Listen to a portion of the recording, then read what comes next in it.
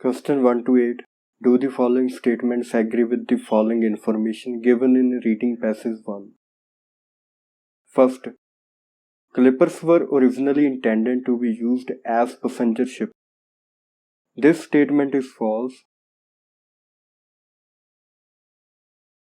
In paragraph B, first line, the fastest commercial sailing vessels of all the time were clippers.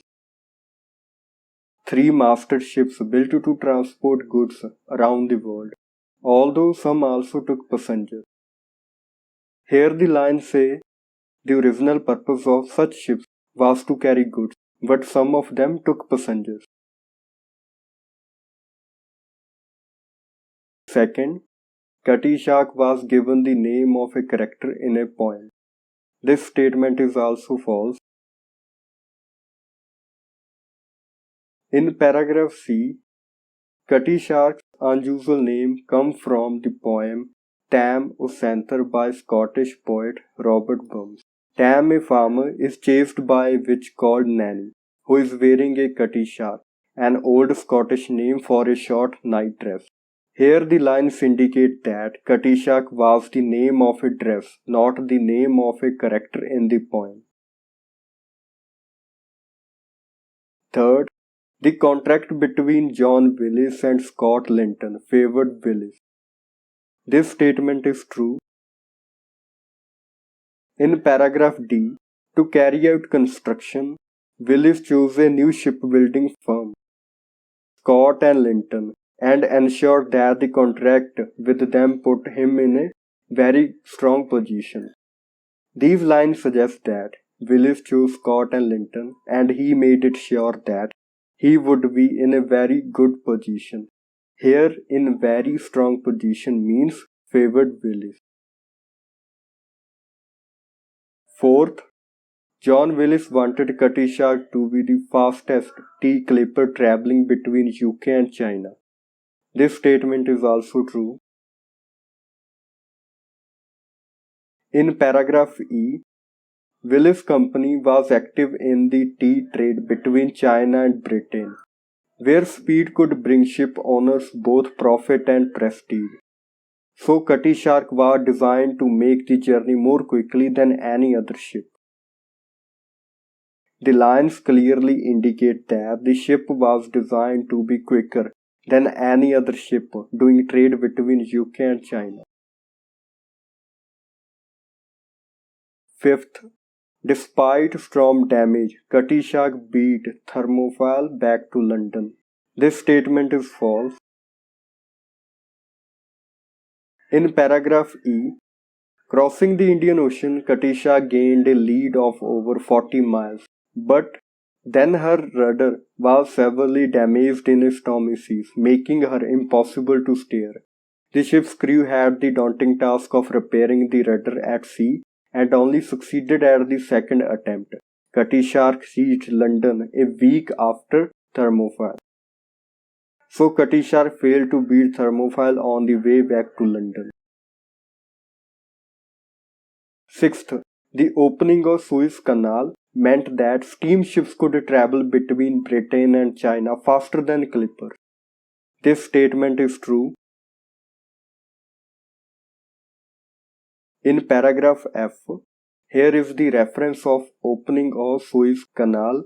Steamships posed a growing threat to clippers as their speed and cargo capacity increased. In addition, the opening of Suez Canal in 1869, the same year that Cutty shark was launched, had a serious impact. While steamships could make use of quick direct route between the Mediterranean and Red Sea, the canal was of no use to sailing ships, which needed the much stronger winds of oceans, and so had to sail a far greater distance. Steamships reduced the journey time between Britain and China by approximately 2 months. So clippers were not allowed to use Suez Canal.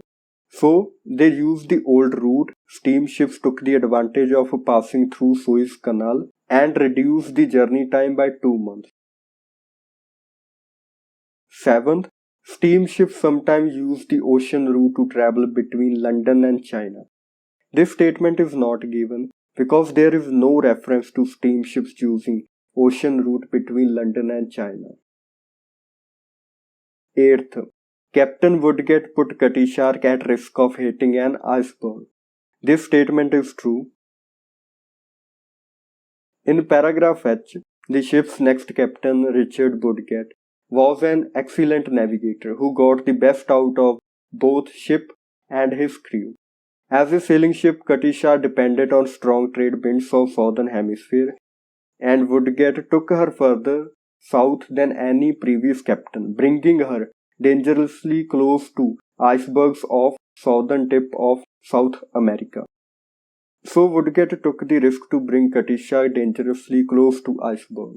So this statement is true. Question 9 to 13. Complete the sentences below. 9th.